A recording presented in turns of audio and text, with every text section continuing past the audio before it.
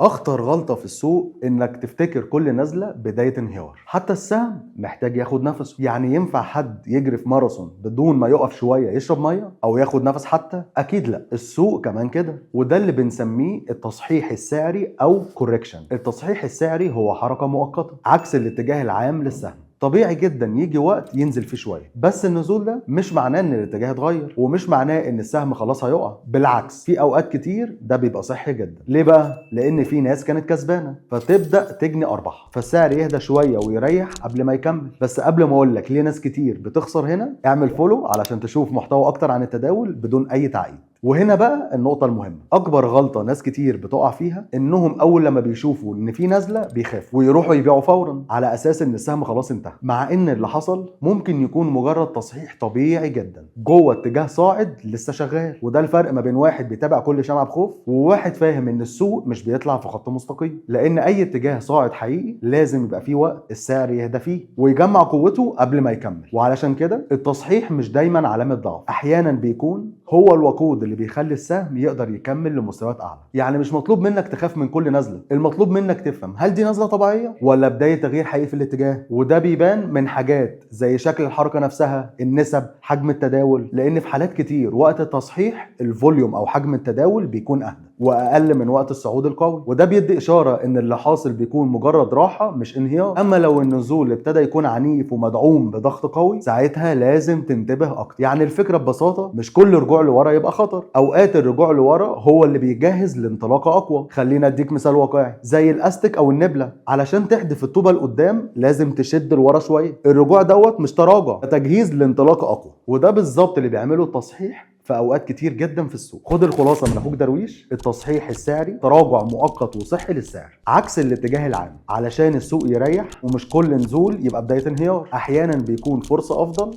للدخول لو الاتجاه الاساسي لسه سليم. لان اكبر خسائر ناس كتير في السوق مش بتحصل لان السوق كان صعب، احيانا بتحصل علشان خافوا من التصحيح وافتكروه النهايه. بس عندي سؤال ليك انت بقى: انت قبل كده بعت في تصحيح واكتشفت ان السهم كمل صعود، ولا لسه اكتر حاجه بتلخبطك الفرق ما بين التصحيح والانهيار؟ اكتب لي رايك في الكومنت.